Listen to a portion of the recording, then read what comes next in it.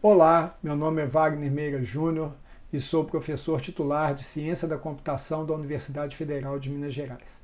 Sou também um dos coautores do livro Data Mining and Machine Learning Fundamental Concepts and Algorithms. Hoje nós vamos concluir o capítulo 9, que versa sobre a sumarização de conjuntos e como nós podemos explorar as várias propriedades desses conjuntos. O tema de hoje é sobre conjuntos não deriváveis e como que nós podemos utilizar a informação que nós temos em termos de frequência para derivar a frequência dos conjuntos e outras propriedades. Então vamos lá.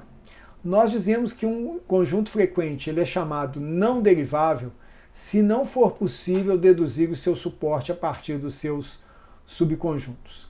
O conjunto dos conjuntos frequentes não deriváveis é um sumário ou uma representação condensada de todos os conjuntos frequentes. Mais ainda, ele também, a exemplo dos conjuntos fechados, ele não tem perda de informação em relação ao suporte. Ou seja, é possível deduzir o suporte de todos os outros conjuntos frequentes a partir dele. Para que nós entendamos esse conceito de itens sets não deriváveis, nós vamos trazer um outro conceito que é dos itens sets generalizados. Então, seja X um item set padrão, como nós vimos, contendo de tamanho K, contendo itens de X1 a XK, e nós temos o T de XI, que vai conter os T e D sets para cada item XI, e que esses itens eles induzem um particionamento do conjunto de todos os T e Ds em 2 elevado a K regiões, tá? Onde cada partição contém os T e Ds para algum subconjunto Y de X, mas nenhum dos outros itens remanescentes que não ocorrem no conjunto X aqui no caso. Cada partição ela é chamada então como um item set generalizado YZ barra, onde Y consiste dos itens regulares de X e Z dos itens negados que não ocorrem. O suporte de um item set generalizado é o número de transações que contém todos os itens em Y, mas não contém nenhum item em Z. Ou seja, ele é mais restrito, né? A partir de um mesmo item set Y, nós podemos ter vários itens sets generalizados. Vamos ver melhor como é isso. Então nós temos aqui, a partir da nossa base original, nós vamos avaliar quais são os itens sets generalizados induzidos a partir de A, C e D. Eles são sumarizados aqui nesse diagrama de Venn, onde nós podemos ver algumas características bem interessantes. Então, quando nós olhamos, por exemplo, o T de A e verificamos o que ocorre em cada uma das várias partições, nós vemos que o A ocorre nas transações 1, 3, 4 e 5. O A ele não ocorre em nenhuma transação que exclua C e D, mas existe uma transação em que apenas A e D, duas transações em que apenas A e D ocorrem, 1 e 3, e C não ocorre. Existe uma transação onde os três ocorrem, que é a transação 5, A, C e D. E existe uma transação onde A e C ocorrem, mas D não, que é a transação 4. E nesse caso, nós temos aqui todos os outros cenários que poderíamos considerar, em relação a C, em relação a D, e as suas interseções par a par, ou mesmo a interseção de A, C e D, que ocorre em uma das transações. Notem que cada um desses conjuntos aqui, se nós considerarmos não apenas os itens sets, os itens individuais, como itens sets, como é o caso aqui do AC, nós naturalmente temos essa informação representada aqui dentro da indução por A, C e D. Ok? Então, vamos ver como que nós usamos essa informação agora. Essa informação ela é utilizada pelo que se chama do princípio da inclusão e exclusão. E o princípio da inclusão e exclusão, como nós vamos ver, ele é muito interessante para que a gente possa definir limites para o suporte. Então vamos entender o que é esse princípio. Seja YZ barra um item set generalizado e seja X a união de y e z, yz. O princípio da inclusão e exclusão, ele permite que você compute diretamente o suporte de yz barra como uma combinação dos suportes de todos os itens sets W, tal que W é um subconjunto de X e um superconjunto de Y. Tá? Então aqui nós temos o suporte de yz barra, ele é um somatório de todos os referente a todos os conjuntos W que são superconjuntos ou iguais a Y e subconjuntos ou iguais a X, onde você vai levar em consideração o suporte de W e você vai somar ou subtrair esse valor dependendo da magnitude, do número de itens, da subtração de W em relação a Y, quando você remove, ou seja, o resultado de W removendo o conteúdo de Y. Inicialmente, essa fórmula pode parecer meio confusa, mas ela é bastante intuitiva de ser entendida. Vamos lá. Considere o item set generalizado a barra C D barra ou C a barra D barra, onde o Y é C, Z é igual a AD e X é igual a ACD.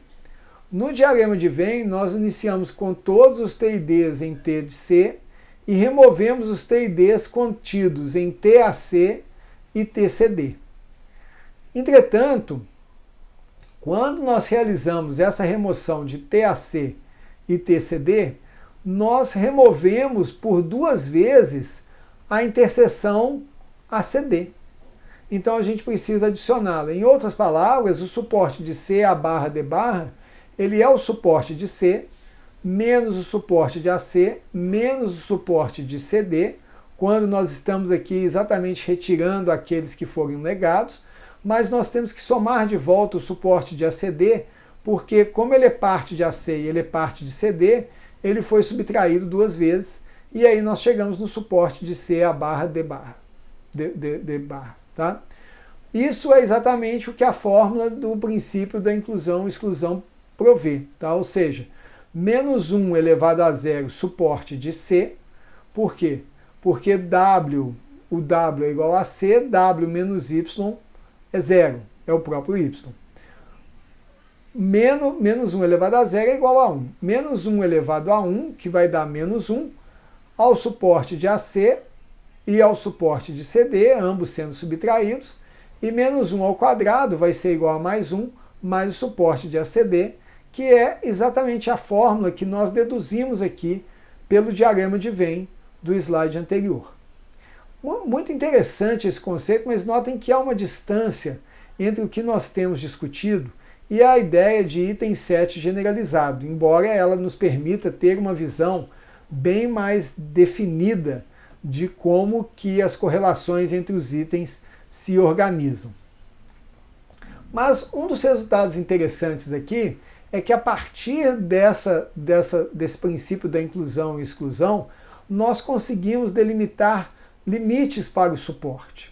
Então, como o suporte de qualquer item set generalizado ele deve ser não negativo, nós podemos derivar um limite no suporte de x a partir de cada um dos 2 elevado a k itens set generalizados que atendem à expressão o suporte de yz barra é maior ou igual a 0. Ou seja, a partir desses subconjuntos y, nós podemos derivar 2 elevado a k menos 1 limites inferiores e 2 elevado a k menos 1 limites superiores para o suporte x, que são obtidos quando nós expandimos essa expressão que o suporte de yz barra é maior ou igual a 0. Os suportes, os limites superiores, eles acontecem quando a diferença ela é ímpar. Ou seja, nós temos aqui valores que são negativos, né? Nesse sentido, ou seja, o y, x e y em relação a w, e nós temos aqui a expressão menos 1 elevado ao tamanho desse conjunto x menos w mais 1, que é o suporte de w. E o suporte, o limite, ele é inferior quando o tamanho dessa diferença é par, né? Ou seja, o suporte de x ele é maior ou igual que o somatório aqui, o mesmo somatório, mas notem que inverte o sinal da inequação exatamente pelo sinal resultante aqui da expressão que está sendo colocada em função dos coeficientes, ou seja, esse aqui ele vai trazer um coeficiente par que vai tornar esse valor positivo e esse vai trazer um coeficiente ímpar que vai tornar esse valor negativo. Nós podemos visualizar essas relações utilizando novamente aqui a treliça, dessa vez invertida com o vazio embaixo, os itens, as duplas e a tripla.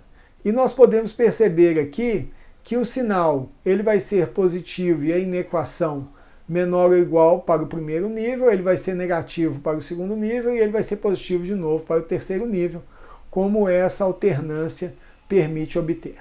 Bom, vamos ver aqui um exemplo para tornar essa questão dos limites do suporte mais claro. Consideramos y igual a c, que foi aquele caso que nós vimos. Então o suporte de c, a barra d barra, como nós vimos, ele é igual a essa expressão.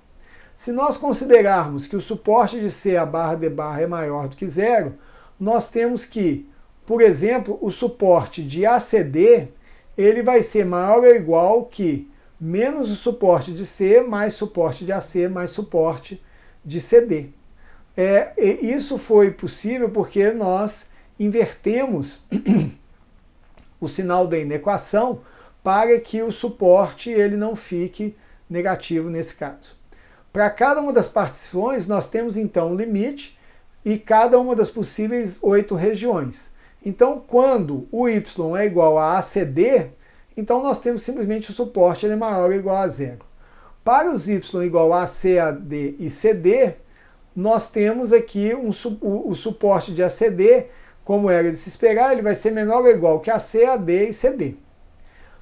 A coisa se torna mais interessante quando as expressões se tornam mais longas, ou seja, quando o y é igual a A, C ou D, aí nós temos que o suporte de ACD ele vai ser maior ou igual que o suporte de AC mais o suporte de AD, ou seja, as interseções sendo consideradas duas vezes, menos o suporte de A, que contém todos esses aqui.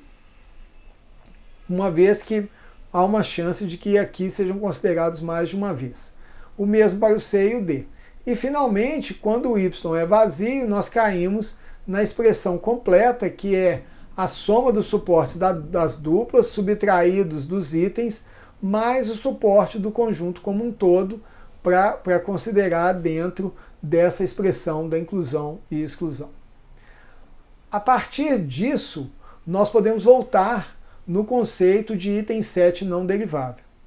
Dado um item 7x, e um y que seja um subconjunto de x, nós vamos denotar o IE de x no sentido de item 7 do y, que é exatamente a expressão que nós utilizamos para os limites. Então, os limites, os conjuntos de todos os limites superiores e inferiores para o suporte de x, eles são dados como o quê?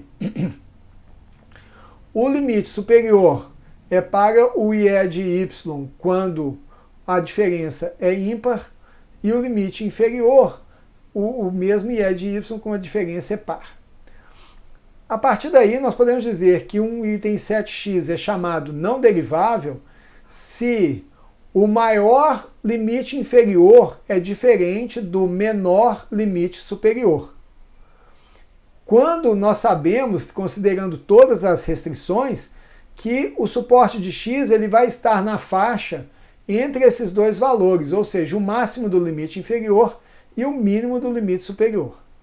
Por outro lado, se o máximo do limite inferior é igual ao mínimo do limite superior, então ele é chamado derivável e o suporte x é igual a esse valor coincidente aqui entre o máximo e o mínimo.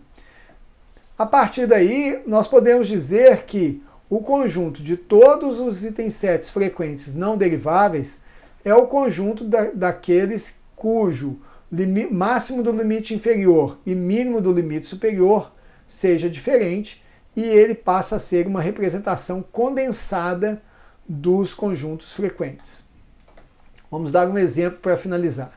Então nós vimos aqui que, dado que o suporte de ACD é maior ou igual a zero, nós aplicamos aqui todos os limites inferiores e obtemos 0, 1, 0 e 0. Já em termos de limites superiores, nós temos 2, 3, 2 e 1. Ou seja, os limites inferiores são 0 e 1, os limites superiores são 1, 2 e 3. O máximo do limite superior é 1, e o mínimo do limite inferior é 1, e o mínimo do limite superior é 1. Como eles são coincidentes, então a gente conclui que ACD é derivável e não precisa estar no conjunto dos itens sets não deriváveis. Bom, com isso nós concluímos aqui o capítulo 9 e as suas medidas de representação sumarizada e condensação de conjuntos frequentes.